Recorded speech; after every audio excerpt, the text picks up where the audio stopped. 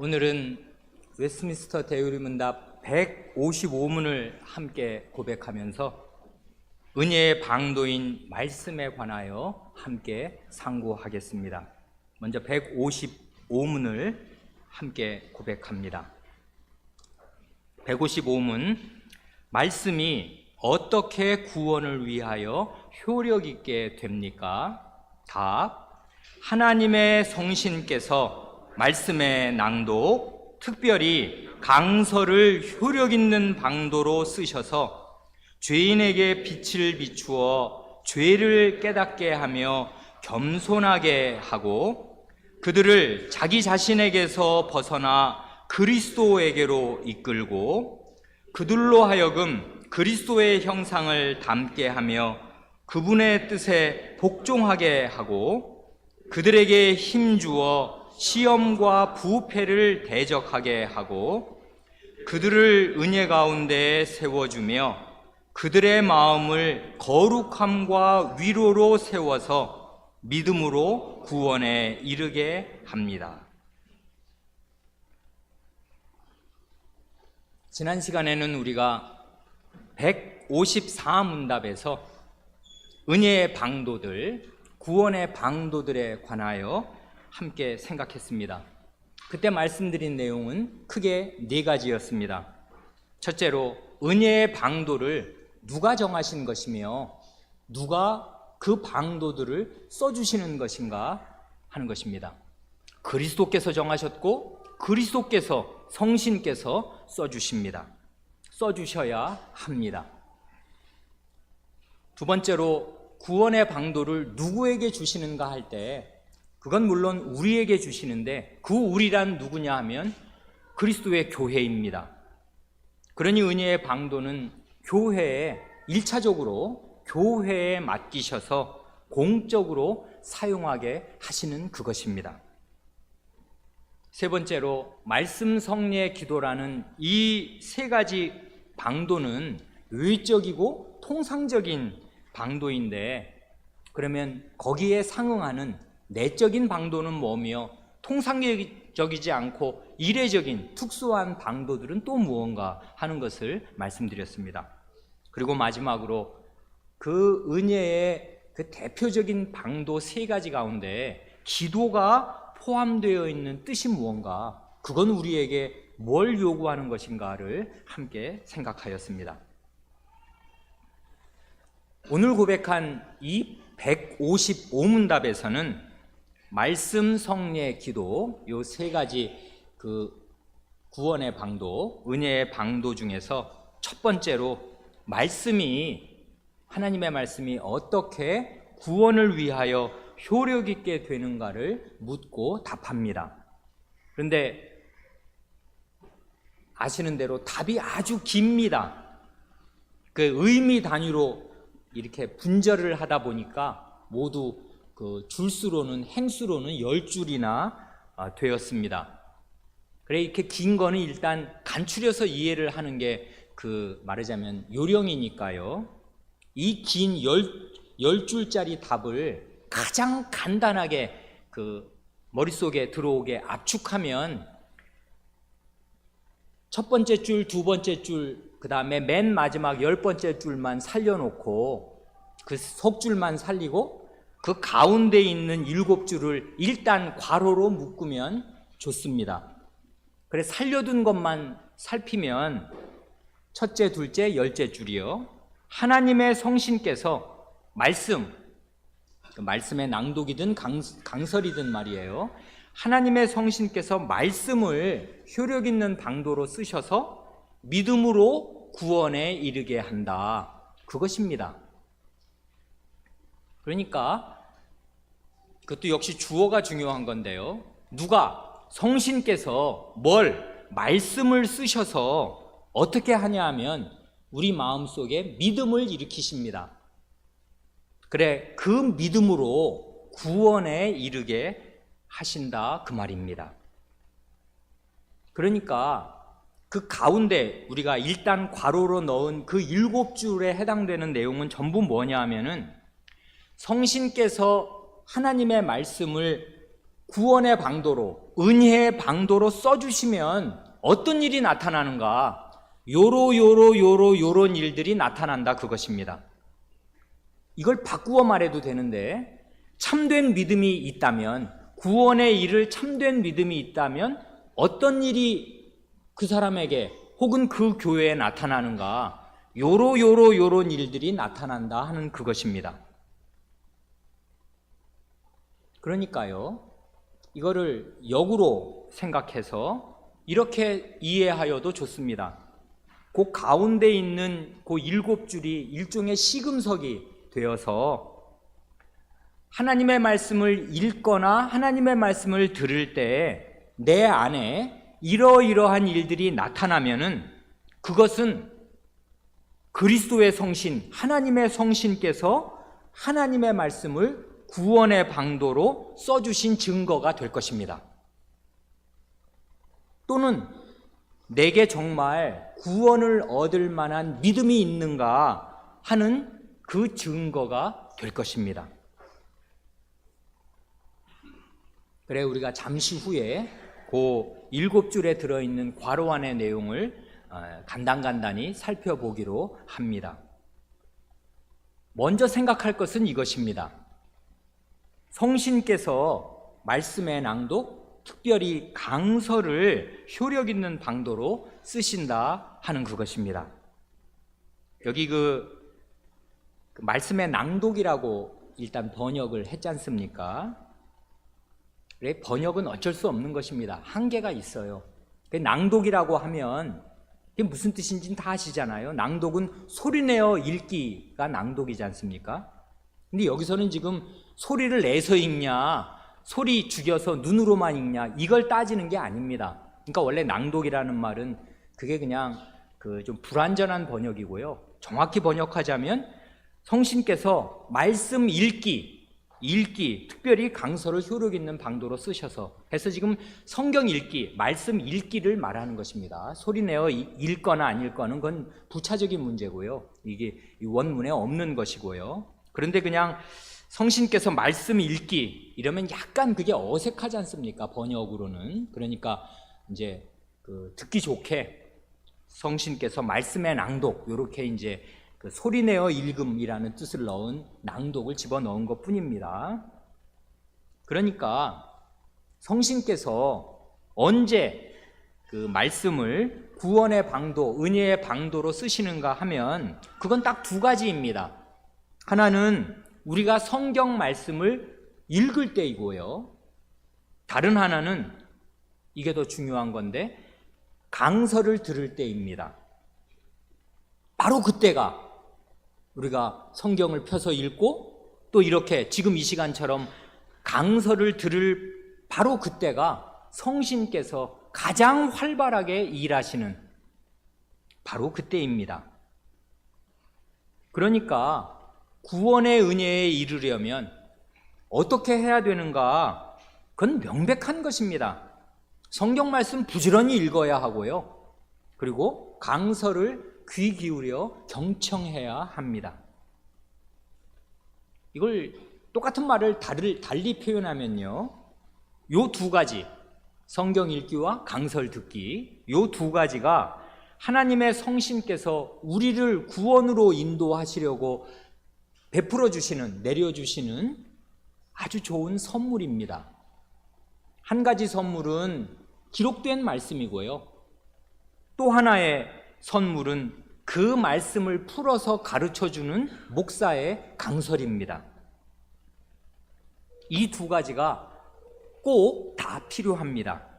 기록된 말씀과 그 말씀을 가르쳐주는 강설. 그럼 본래 성경에는요, 아주 명백한 내용들이 아주 많이 있어서요, 초등학생 이상만 되어도 성신을 의지하는 마음으로 주의를 기울여서 그 말을, 그 기록된 말씀을 쭉 읽어 내려가면 많은 것을 배울 수 있고 구원을 얻을 수 있습니다. 그러나 그러니까 성경에는 명명백백한 내용들이 많이 들어있다고요. 그러나 또한 성경에는 우리가 경험하여 아는 대로 아주 심오한 내용도 많이 들어 있어서요. 여기 오늘 우리가 읽은 본문에서 에티오피아 내시가 그렇게 고백하듯이 지도하는 사람이 없으니 어찌 깨달을 수 있으리요 하고 말할 수밖에 없을 만큼 인도자가 없으면 제대로 알 수 없는 심오한 내용도 많이 들어 있습니다. 그러니 이 두 가지가 꼭 필요한 것입니다. 자기 눈으로 성경을 읽는 거, 그리고 지도하는 그 강설 말이에요. 그런데요, 우리의 요리문답, 오늘 고백한 155문답은 특별히 강설을 효력 있는 방도로 쓰신다고 해서 특별이라는 말로 강설을 강조합니다. 이렇게 복음 강설을 강조하는 것이요, 곧 목사가 예배 시간에 전하는 공적인 설교를 강조하는 것이 성경 말씀을 잘 깨달은 종교개혁의 전통입니다. 이건 대요리문답만 이런 것 아니고요, 우리가 늘 애송하는 하이델베르크 요리문답 65문도요 똑같이 고백한다고요. 65문은 더 화끈합니다. 65문이 뭐냐면 이거거든요. 오직 믿음으로 우리가 그리스도와 그의 모든 은덕에 참여하는데 이 믿음은 어디에서 옵니까? 이렇게 묻거든요. 이 질문 자체가 엄청 중요하지 않습니까? 오직 믿음으로 그리스도에게 참여하고 그리스도에게 참여함으로써 그리스도의 모든 은혜와 덕, 그리스도의 모든 것, 그것에 참여합니다. 그러니까 믿음이 무지하게 중요한 거지 않습니까? 그리스도를 전유하게, 완전히 내 것으로 소유하게 하고 그리스도가 내게 딸려오면서 그리스도가 가지고 있는 모든 은덕, 은혜와 덕이 다 내 것이 되게 해줍니다. 그게 믿음이라고요. 그러니까 믿음은 엄청난 거잖아요. 그리스도를 내 것으로 만들고 그리스도의 모든 은덕을 내 것으로 만드는. 그런데 이 믿음이 어디에서 옵니까? 그렇게 물으니까 그건 우리가 꼭 알아야 되잖아요. 답이 뭡니까? 성신에게서 옵니다. 그러니까 믿음은 결국 내 마음속에 생겨야 되는데 그럼 마음 똑바로 먹으면 믿음이 생기냔 말이에요.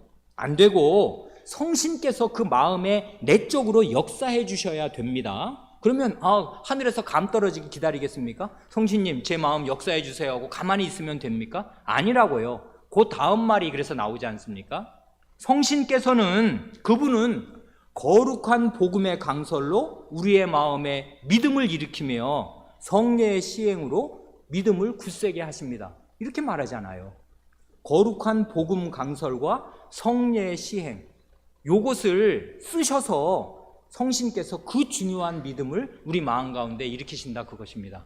근데 여기가 왜 화끈하냐 하면 여긴 성경 읽기도 안 나와요. 아예 성신께서 뭘 써주셔 할 때 하나님의 말씀을 써주셔 이렇게 말 안 합니다.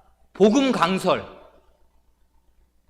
그러니까 성경책 그대로 있으면 이게 하나님의 말씀 되냐 이 말이에요. 물론 이거는요, 누가 읽든 읽지 않든 이 자체로 하나님의 말씀입니다. 아무도 읽지 않아도 하나님의 말씀이에요. 그런데요, 우리가 자식을 길러보면 다 알지 않습니까? 야, 이거 하나님의 말씀이니까 책상 앞에 놓아두고 열심히 읽어 하고 20년 지나면 그 아이 하나님 말씀 아는 사람으로 자랍니까? 어림도 없잖아요. 물론 그 아이가 주님의 은혜를 입어서 초등학교 이상 되어서 한글을 깨친 다음에는 지가 이렇게 저녁마다 이렇게 읽거나 그러면 정말 하나님께서 은혜를 주시면 그 말씀 읽는 데서 구원을 얻고 구원의 길로 계속 나아가겠습니다만은 그게 일반적인 예냐고요. 그렇게 되냐고요. 어떻게 해야 우리 자녀가 이 하나님 말씀 알게 돼요? 엄마가 얘기해 줘야죠. 하나님 말씀 가르쳐주는 사람이 있어야지 그 기록된 말씀이 하나님의 말씀으로 내게 오는 거 아니에요. 이건 너무나 명백한 거지 않습니까?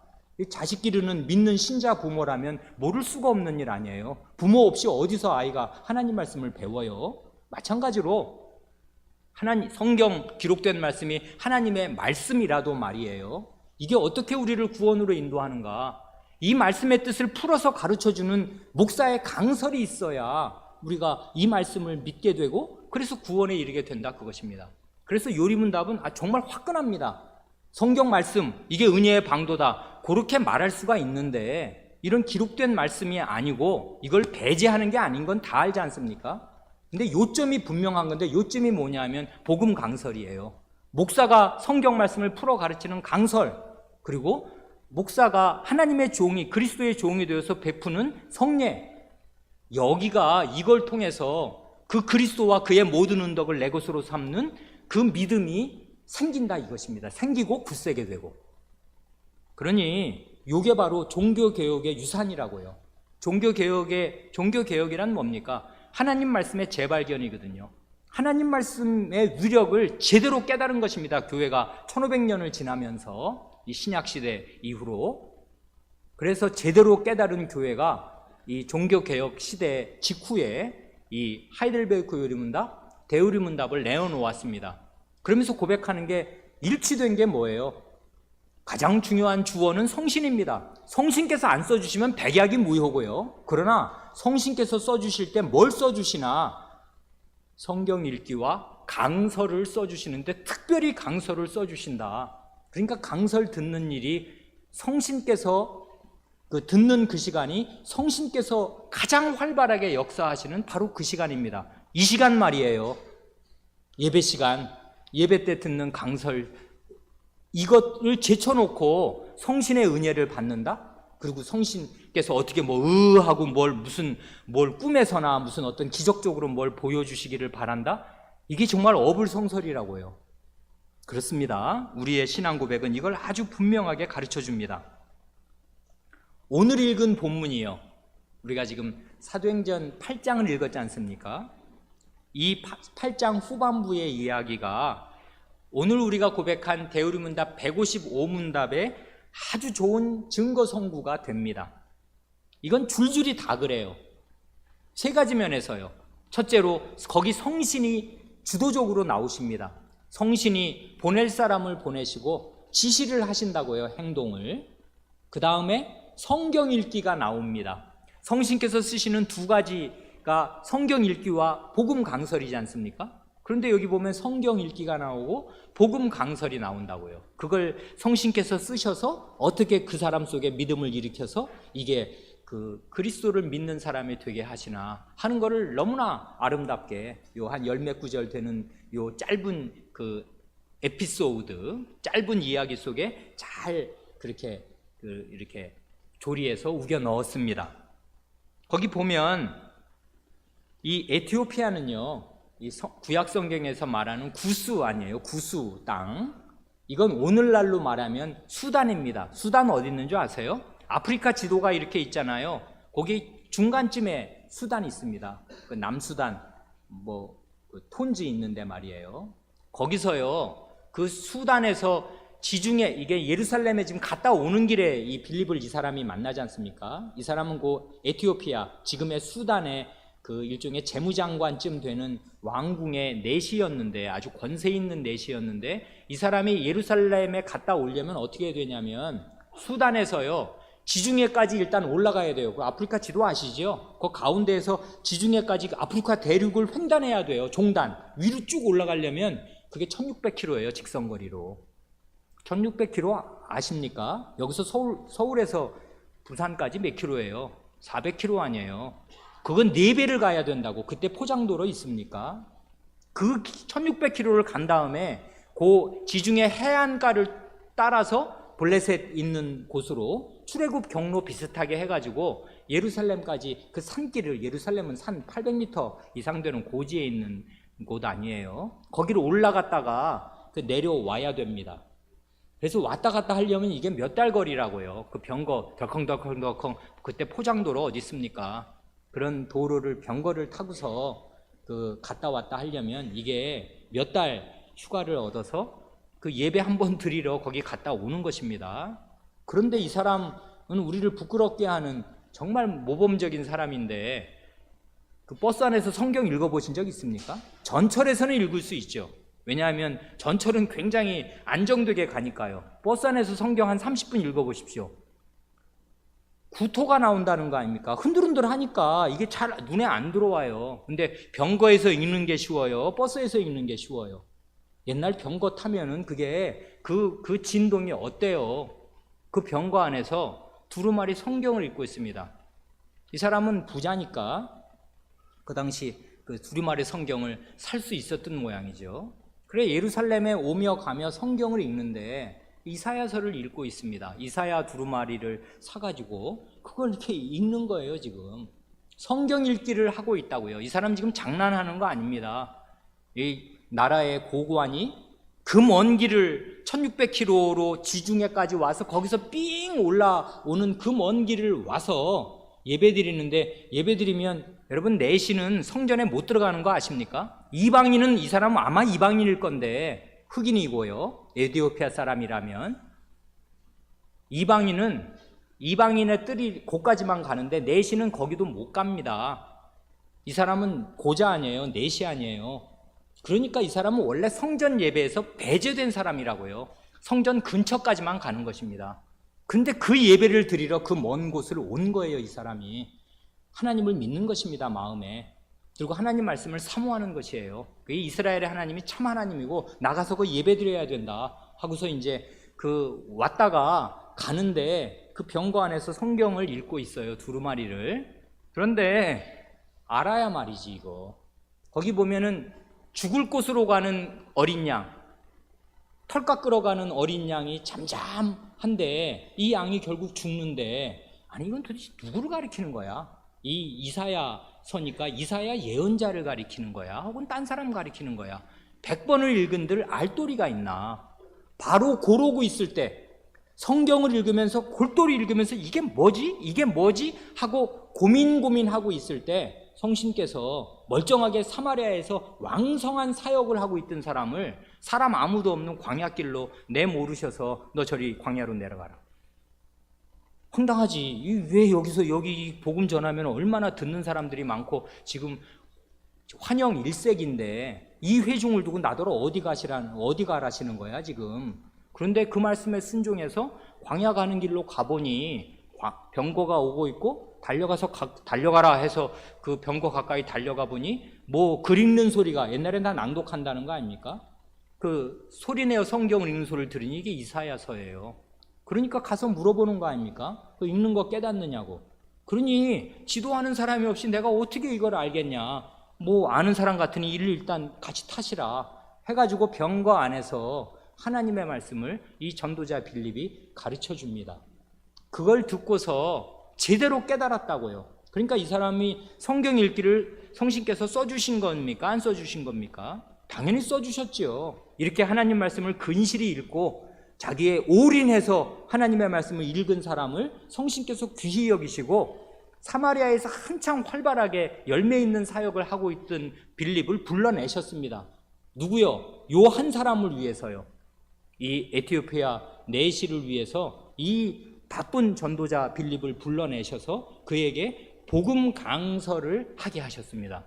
그래, 그 살아있는 복음 강설. 근데 그 사람이 뭐 자기 얘기를 하는 것입니까? 지금 읽고 있는 이사야서에 그 죽을 자리로 가는 어린 양 누구냐고 그걸 가르쳐 준 거예요. 거기서부터 시작해서 이사야서의 이런저런 말씀으로 예수 그리스도를 가르쳐 이 사람이 세례받을 마음이 들게 한 것이고, 그래서 세례를 베풀고 기쁜 마음으로 고국으로 돌아갈 수 있게 한 것입니다. 참 아름답지 않습니까? 성신께서 성경 읽기와 복음 강서를 쓰시는데 주요하게 뭘 쓰셔요? 특별히 뭘 쓰시냐고요? 복음 강서를 쓰시지 않습니까?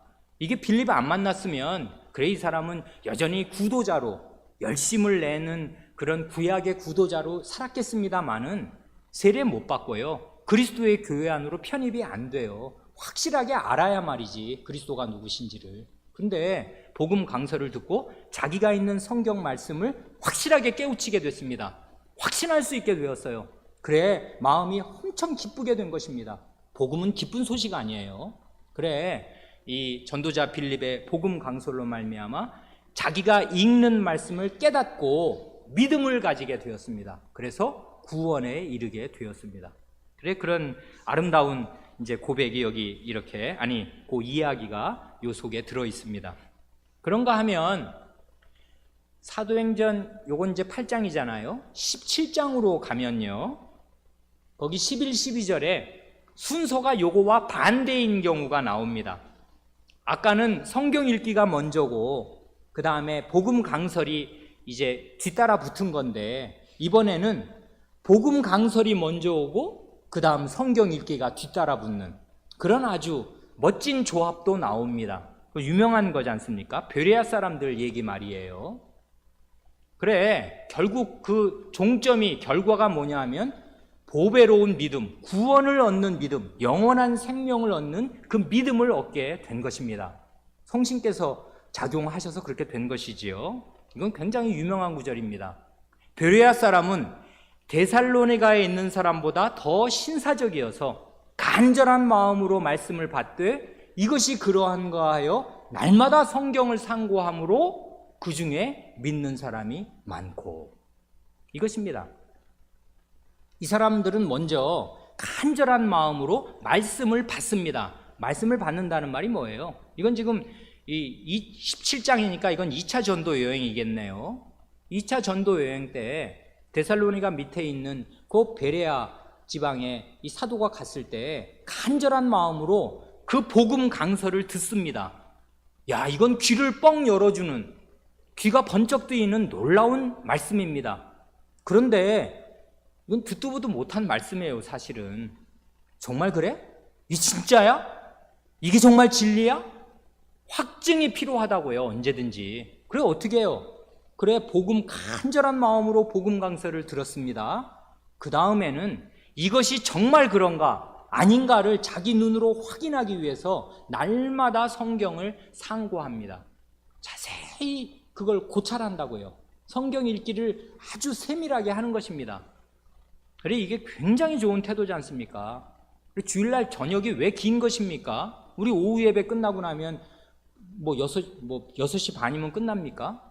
댁에 돌아가시면 댁에 7시 좀 넘고, 식사하시면 8시, 9시면 식사가 끝날 거고, 12시까지 뭐 합니까? 주무십니까? 좋습니다. 푹 주무십시오. 근데 9시에는 안 주무실 거 아니에요. 그럼 뭐 하냐고요, 주일날. 강설을 들었잖아요. 2편이나. 거기에 성경 말씀들이 많이 나온다는 거 아닙니까? 오늘 적어도 주보에 나온 본문이 있잖아요. 그건 목사의 말이지 여러분 자신의 말이 아니지 않습니까? 그거 다 믿어집니까? 들었으면 다 고스란히 그냥 다 믿습니까? 안 된다고요. 그게 그렇게 해서 믿는 거 다 날아가는 것입니다. 휘발성이라고요. 들은 말, 이거 인간의 기억이요, 하루 지나면 15%도 기억 안 나요. 다 잊어먹는 것입니다. 85% 내일이면. 그러니 어떻게 하면 좋아요? 핵심은 꼭 붙잡고 있어야지. 이게 생명으로 가는 길인데. 그러면 어떻게 해야 돼요? 성경을 펴놓고 읽는 것입니다. 이게 정말 그래 안 그래? 정말 저 목사가 한 말이 그게 교묘하게 두드러 맞춰서 억지로 해석을 한 거야? 정말 성경 말씀이 그걸 정말 말하는 거야? 어디 그래? 하고서 간절한 마음으로 강설을 들을 뿐 아니라 이것이 과연 그러한가 해서 성경을 읽어야지요. 날마다. 그래야 믿음이 생기는 것입니다. 그게 믿음이라고요. 그렇게 되면 어떻게 돼요? 그리스도를 전유하게 되고 그리스도의 모든 은덕을 내 것으로 삼을 수 있게 됩니다. 그게 구원이라고요. 그게 구원이라고요. 그렇게 해야 구원을 받는 정당한 믿음을 얻게 되는 것입니다. 자, 그러면 이제 우리 아까 그 남은 과제 있었지 않습니까? 성신께서 성경 읽기나 특히 이 강설, 교회에 이 강설을 써주시면 어떤 일이 일어나는가 하는 것입니다. 아까 우리가 일단 괄호 안에 넣어놓았던 그 7줄 말이에요. 그 줄수로는 7줄이지만은 가지수로 보면은 그게 5가지입니다. 그거 그냥 시간 되는 대로 간략간략하게 살펴보고 마치겠습니다. 첫째는 뭐예요? 요걸 가지고 우리를 돌이켜보면 되는 것입니다. 요게 시금석이에요. 리트머스 시험지라고요. 요게 있어 없어? 그걸 보면 이게 성신께서 말씀을 구원의 방도로 써주시냐, 내게 그리스도를 전유할 참된 믿음이 있냐, 그걸 알게 되는 것입니다. 첫째가 뭐예요? 이건 굉장히 심오한 건데, 죄인에게 빛을 비추어 죄를 깨닫게 하며 겸손하게 합니다. 성경을 제대로 읽고 강설을 제대로 읽으면 어떻게 되는 것입니까? 이렇게 되는 것이에요. 자기 죄를 깨닫고 사람이 겸손하게 됩니다. 자기 죄를 깨달은 사람이 마음을 겸비하게 가지면 어떻게 돼요? 마음이 따뜻해지게 되고요. 이해심이 많아집니다. 다른 죄인을 용납할 여지가 생겨요. 그 마음 안에. 왜 그래요? 자기 죄를 아니까. 다른 사람 죄 짓는 거 보면 한심하고 답답합니다만은 자기 죄를 보면요, 자기는 더 안심해요. 자기도 늘 그랬거든요. 그래서 다른 죄인을 용납할 마음이 생기게 됩니다. 마음이 따뜻해진다고요. 이건 자기 죄를 깨닫고 겸비해지는 거, 이건 개인적으로도, 개인 신자에게도 그렇게 되어야 마땅하고요. 교회적으로도, 교회 전체적으로도 그렇게 되어야 마땅합니다. 그래, 그 사람에게 격이 있어서 사람의 격을 인격이라고 하지 않습니까? 교회에도 교회마다 격이 있어요. 교회는 살아있는 사람들로 모인 이 거룩한 큰 몸 아니에요. 그러니까 교회에, 이걸 이름 붙이기가 뭐해서 그렇지, 교회 격이 있다고요. 교회마다 기풍이, 가풍이 다르고 격이 다릅니다. 교회 격이 있는데 교회 격은 인격이 그러해야 하듯이 자기 죄를 알고 겸비해야 돼요. 그러니까 점점 더 자기 죄를 깨닫고 겸비하게 되어가고 있다면은 그 사람은, 그리고 그 교회는 성경을 제대로 읽은 것이고 강서를 제대로 들은 것입니다. 그러지 않고요, 개혁교회라 하면서, 개혁교회 교인이라 하면서 요거와 정반대, 자기 죄를 아는 게 아니라 자기를 의롭게 여기고, 왜요? 성경을 많이 안 되는 거 아닙니까? 제대로 배웠다는 거 아닙니까? 그래서 자기를 의롭게 여기고 겸비하게 되는 게 아니라 교만해져서 다른 사람이나 다른 교회를 낮추어 보면 그건 완전히 성경을 거꾸로 읽은 것이고 강서를 거꾸로 들은 것입니다. 그러니까요, 교회의 직분자는, 장로나 목사는 바로 이 면을 주요하게 살피는 것입니다. 성신께서 성경 말씀과 강설의 말씀을 우리 교회의 구원의 은혜의 방도로 써주시는가 안 써주시는가를 살피는 게 목사와 장로의 할 일이잖아요. 목사는 이걸 어떻게든지 그 하나님의 말씀으로 전하려고 힘쓰는 것이고, 장로는 할 일이 그렇게 전파된 말씀이 하나님의 말씀으로 진흥하고 있는 거야, 어쩐 거야를 살피는 게 장로의 일인데, 그리고 이건 장로의 일은 사실은 온 신자의 일이기도 합니다. 자기가 자기를 살펴야 되고 내 자식은 내가 살펴야 될 거 아니에요. 내 집안에 장로가 나니까. 그래, 내 아이가, 내 자신이, 우리 교회가 점점 더 자기 죄를 절실하게 깨달아서 이 강서를 듣기 전보다, 1년 전보다, 2년, 3년 전보다 죄의식이 깊어지는가, 자기 죄를 정말 절실하게, 절절하게 더 훨씬 더 더한 깊이로 깨닫고서 마음이 낮아져 있는가, 그걸 끝없이 살피는 것입니다. 그게 장로의 첫 번째 일이에요. 여기서 강단이 실패하고 교인이 실패하면 교회가 무너지는 것입니다. 하나님 말씀 들은 보람 거꾸로 나타나는 거예요. 바리새인들처럼 되는 것입니다. 사두개인들처럼 되는 것입니다. 은혜의 방도가 멸망의 방도가 되는 가장 무서운 일들이 일어나는 것입니다. 두 번째는 뭡니까? 이것도 굉장히 매력 있지 않습니까? 우리 교우분들 덕분에 이 대우리문답을 이렇게 함께 읽으면서 이 대우리문답이라는 이 신앙 고백의 이 조문 한 조문 한 조문이, 야, 이처럼 매력이 있는가, 이처럼 아름다운가. 두 번째는 뭡니까? 그들을 자기 자신에게서 벗어나 그리스도에게로 이끕니다. 이게 성경 읽기와 강설 듣기의 효력이라고요. 정당한 효력. 이건 첫 번째하고 아주 밀접하게 관련된 거 아닙니까? 죄를 깨닫는다 할 때 죄의 핵심은 뭡니까? 자기중심성 아니에요. 자기 자신 안에 갇혀 있는 거거든요. 자기 행복, 이 세상에서 나 중심으로 사는 거, 어떻게든지 무탈하게 이 세상 한평생 잘 먹고 잘 사는 거 까놓고 얘기하면 그거에 모든 관심이 속해 있는 거, 이게 죄 아니에요. 여기서 우상숭배가 나온다고요. 그러지 않고 죄인은 늘 자기중심적으로 생각하고 행동하고 자기 행복을 최대의 목표로 삼고 거기서 한치도 벗어나지 못합니다. 그는 뭘 해도 자기예요. 심지어 교회 열심히 나오고 심지어 목사 일을 해도 죄를 벗지 못하면 늘 자기뿐입니다. 설교 잘해서 왜 좋아요? 자기가 훌륭한 목사 되려는 거지. 자기라고요. 그런데 성경을 제대로 알았어, 강서를 제대로 들었어, 그러면 어떻게 결과가 나타나는 것입니까? 자기에게서 벗어납니다. 그래서 그리스도에게로 가게 돼요. 이게 성경의 가장 중요한 효능이라고요. 그런데 사실은 죄된 자기를 버리고 그리스도께로 가는 거, 이게 뭡니까? 이게 회개잖아요. 이게 원래 진짜 회개거든요. 하나님을 향한 회개라는 게 자기를 버리고 하나님께로 향하는 거거든요. 그래, 성경 말씀 강설의 효능은 회개하게 하는 것입니다. 자기를 버리고 그리스도께로 가도록. 그래, 무슨 일이 크게 터졌어. 우리 교회 애가 아파, 큰일 났어요. 왜 큰일 난 것입니까? 자기 악이니까 큰일 난 것이지요. 근데 왜 이 아이가 내 아이입니까? 주님의 아이지.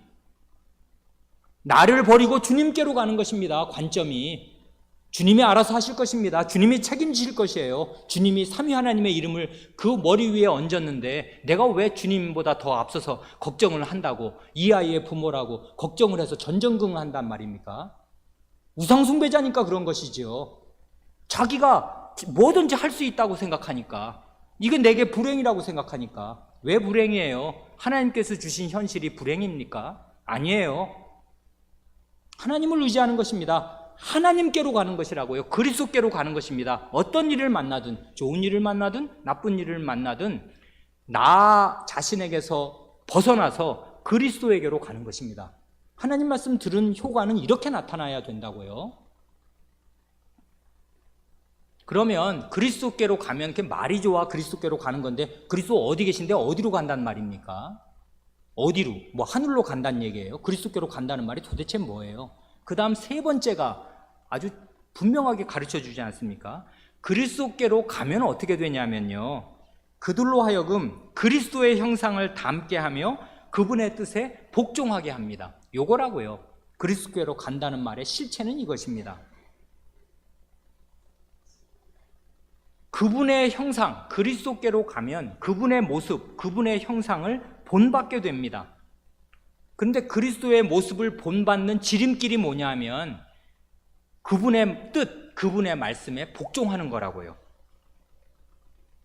그리스도는 하나님의 형상이시지 않습니까? 하나님의 모습, 보이지 않는 하나님을 그냥 보여주는 그 자체, 안 보이는 하나님의 보이는 모습, 이게 그리스도인데, 그리스도는 하나님의 형상이신데 어떻게 그리스도가 하나님의 그 모습을 가장 어디서 잘 나타냈는지 우리가 모르지 않습니다.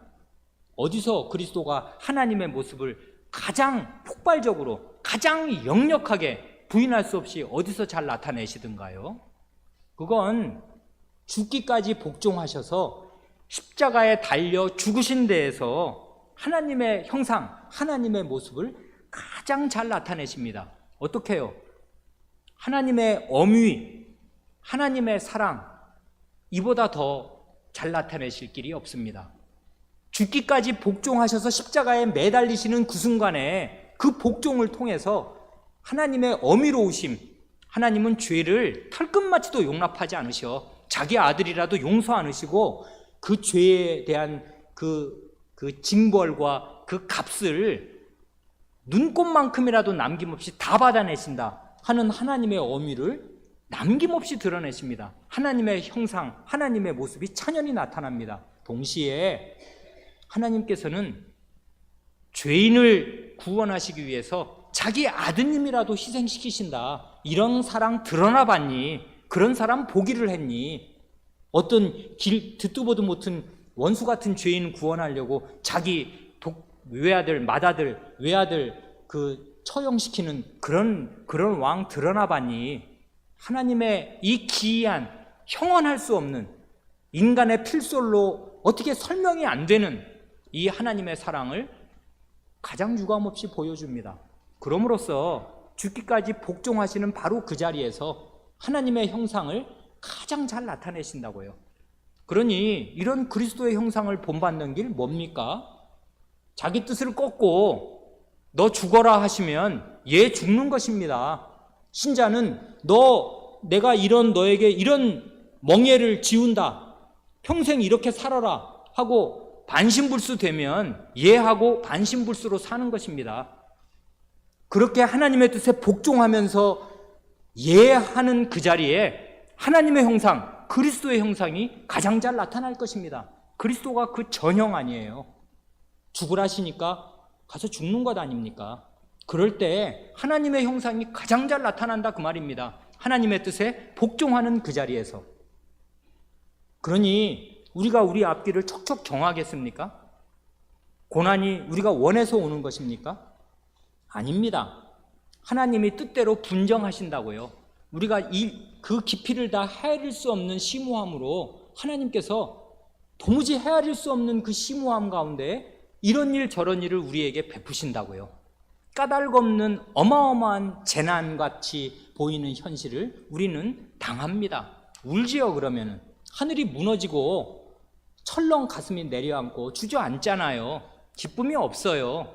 그러는 가운데 하나님의 뜻에 온전히 복종하는 것입니다. 그럴 때 우리의 이 죽을 몸에서 그리스도의 형상이 빚어진다고요. 여러분 석고상 아시죠? 석고로 만든 그 사람의 그 왜 로마 시대 때 사람 같은 거 이렇게 그 왜 대학 미술 뭐 조속과 이런 데서 왜 실기 시험 치를 때 석고상 갖다 놓고 뭐 대생 하라든지 혹은 뭐 조속과 같으면 거 깎아서 뭐 몇 시간 동안 안에 뭘 만들어 보라든지 그런 거 하는 거 아닙니까?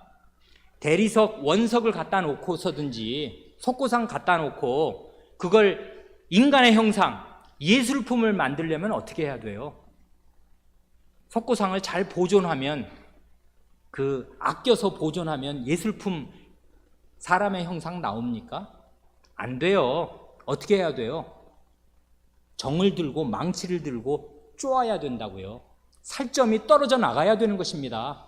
고통을 겪어야 돼요. 그 석고상 대리석에 말하자면 그 감각이 있다면 말이에요. 내 살점이 뚝뚝 떨어져 나가고 고통이 가해져야 형상이 나오는 것입니다. 예술품이 나오는 거라고요.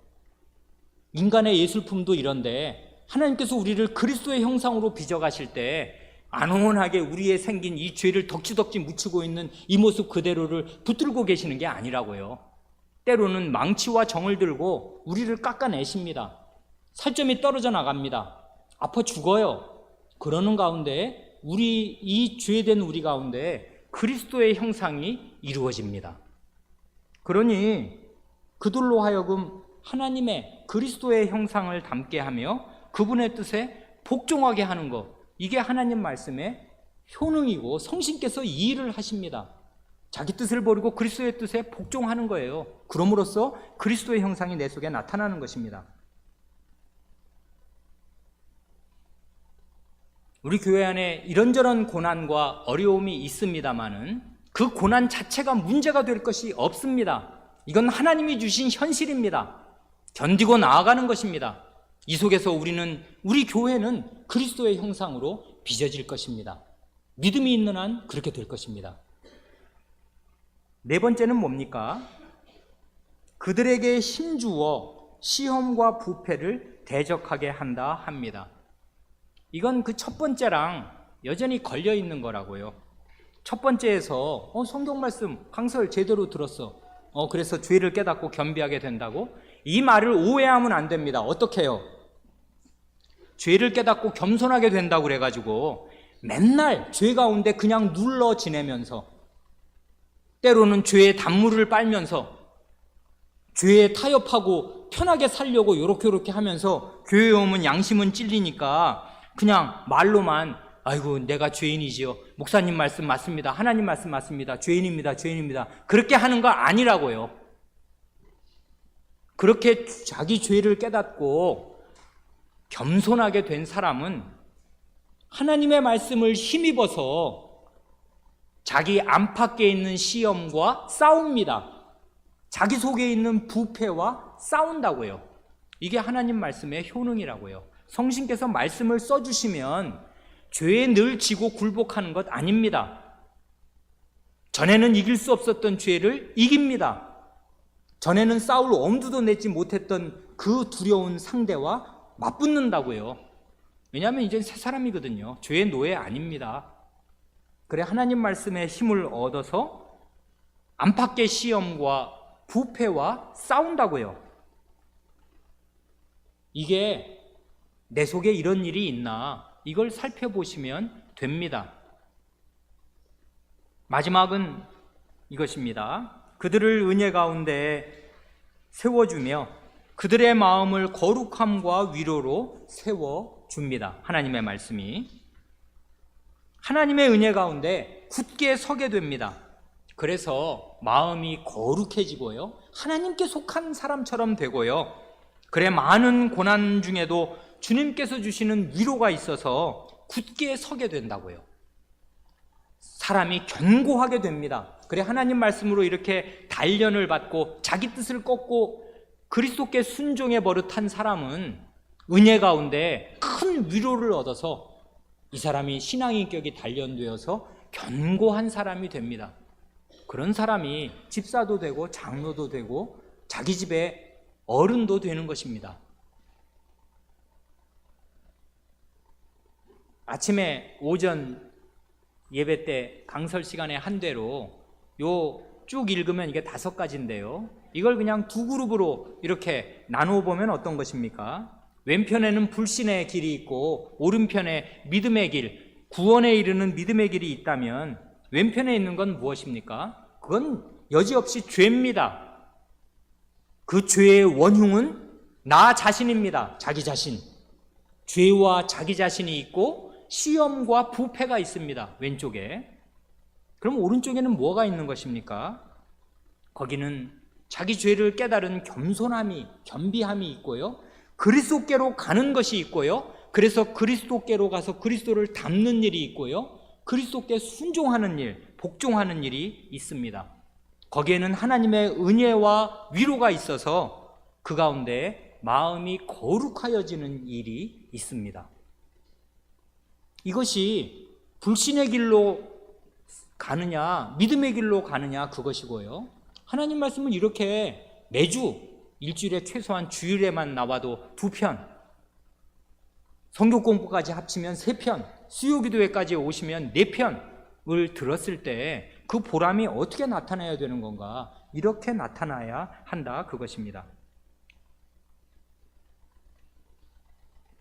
다시 돌아가서 이제 우리가 가운데에 있는 그 7줄을 읽었으니까요, 맨 처음에 읽었던 그 첫째, 둘째 줄과 10째 줄로 다시 돌아갑니다.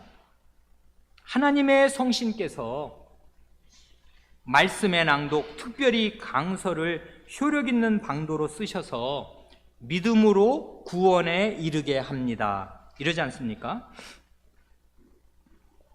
제가 아주 여기 매력 있게 생각하는 것은 이것입니다. 우리의 요리문답은 믿음으로 구원을 얻었다 이렇게 표현하지 않습니다. 말하자면 과거형으로, 따놓은 당상으로 그렇게 표현하지 않는다고요. 어떻게 표현합니까? 구원을 우리 앞에 있는 목표로 제시한다고요. 원래는요, 이거 잘 보면 원문으로 읽으면 질문이나 대답이 똑같이 그래요. 질문이 원래 이렇게 돼 있지 않습니까? 말씀이 어떻게 구원을 위하여 효력 있게 됩니까? 이렇게 묻잖아요. 요거 그냥 부드럽게 의역을 한 것일 뿐이고요, 아주 투박하게 직역을 하면 이런 것입니다. 이건 이렇게 투박하니까 실제로는 쓸 수는 없지만 이분들이 원래 이 요리문답을 작성할 때는 이런 취지로 작성한 것이에요. 어떻게 해요? 말씀이 어떻게 구원에 이르도록 효력 있게 됩니까? 이것입니다. To salvation, 구원으로 가도록, 구원에 이르도록 말씀이 어떻게 효력 있게 되냐, 질문에서 이렇게 물어본다고요. 그러니까 답도 맨 마지막에 믿음으로 구원에 이르게 됩니다. Unto salvation, to salvation으로 묻고 unto salvation으로 to salvation으로 대답합니다. 구원에 이르도록 어떻게 하냐 이렇게 묻고 구원에 이르도록 어떻게 한다 이렇게 대답하는 거라고요. 그때 구원은 뭐예요? 이미 받아서 확보해 놓아서 껐떡 없는 것입니까? 아니라고요. 물론 우리는 구원을 받았습니다. 틀림없습니다. 그러면 어떻게 해야 돼요? 이 구원을 이루도록, 구원에 이르도록, 그리고 구원을 성취하도록 믿음으로 나아가야 한다고요. 이건 굉장히 역동적인 거잖아요. 진행형을 말하는 거라고요. 일생의 과정으로서 하나님의 말씀이 어떻게 구원의 방도로 쓰여야 되는 건가? 믿음으로 구원 얻었어? 그럼 걔 땡이야? 옛날에 그랬어? 10년 전에 그랬어? 땡이야? 근데 지금 사는 걸 보면은 이런 5가지가 안 나타나? 그러고도 구원 받은 거래? 어림도 없다. 이렇게 말하는 것입니다. 구원은 그런 게 아니에요. 구원에 이르도록 믿음으로 나아가는 것입니다. 하나님의 말씀이 계속 이렇게 작용을 하여서 우리로 하여금 믿음으로 그 영원한 구원에 이르도록 하시겠습니다. 그러니 우리의 요리분답은 심오합니다. 이 구원에 관해서도 전방위적인 관점을 딱 가지고 있어요. 과거에 얻은 구원에 안주하지 않게 합니다. 현재 어떻게 살 거냐, 그리고 뭘 바라고 살 거냐, 이렇게 전방위적으로 종합적으로 잘 가르쳐 줍니다. 그래 요리문답의 이 문구들은요, 한 문구와 한 문구가 성경을 제대로 깨달은 그 목사들, 성경을 제대로 깨달은 신학자들의 아주 주의 깊은 고백입니다. 그러니까 우리 이런 데서 굉장히 요긴한 좋은 교훈들을 많이 얻습니다. 이런 보화가 370여 년 전에 그 까마득한 옛날이지 않습니까? 옛날에 우리의 선조들의 입에서 나왔습니다.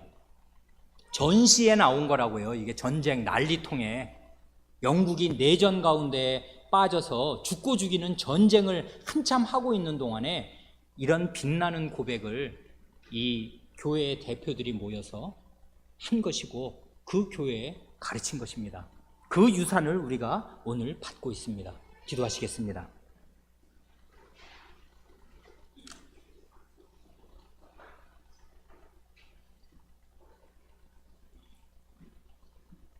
하나님 아버지, 하나님의 성신 그리스도의 성신께서 이제 하늘에서 그리스도의 보내심, 하나님의 보내심을 받아 교회에 내려오셔서 그리스도의 복음의 말씀을 쓰시고 기록된 성경 말씀을 쓰시되 특별히 강서를 쓰셔서 저희로 하여금 믿음으로 구원에 실패 없이 이르도록 하시겠사온데, 그러기 위하여 어떠한 일들을 이 하나님의 말씀으로 이루어 가시는가를 저희가 살필 수 있게 하여 주셨사오니 은혜를 감사드리옵니다. 주님, 저희가 하나님의 말씀을 매주 듣기도 하고 매주 읽기도 하므로 이 말씀으로 말미암아 저희의 죄를 더욱 살깊게 깨닫게 하여 주시옵소서. 저희의 어두운 마음에 하나님의 말씀이 빛으로 비칠 때에 저희가 얼마나 캄캄한 어둠 가운데 있는지를 늘 소스라치게 놀라며 발견하게 하시고 저희의 어두움으로 인하여 마음을 낮추게 하시며 모든 헛된 자랑을 다 버리게 하시고 겸비한 마음으로 자기를 버리고 자기에게서 벗어나서 그리스도께로 갈 수 있게 하여 주시옵소서. 그리하여 그리스도의 형상을 본받게 하시고 닮아가게 하시며 그러기 위하여 그리스도의 뜻에, 그리스도의 말씀에 언제든지 전적으로 복종할 수 있게 하여 주시옵소서. 저희 안에 있는 시험이며 부패와 싸우게 하시고 그것을 대적하게 하시며 하나님의 은혜와 위로 가운데 저희의 마음이 거룩하여지고 굳세게 설 수 있게 하여 주시옵소서. 저희 교회에 살아있는 하나님의 말씀을 더욱 성신님으로 말미암아 베풀어 주셔서 저희 가운데 한 사람도 말씀에 기갈이 든 사람이 없게 하시고 말씀이 들으나 듣지 않은 사람 같은 상태에 떨어지는 불쌍한 사람이 없게 하시고 하나님 말씀을 듣고 부지런히 읽어서 그 말씀의 효력을 다 누리는 사람들이 다 될 수 있게 하여 주시옵소서. 우리 구주 예수님의 이름으로 기도하옵니다. 아멘.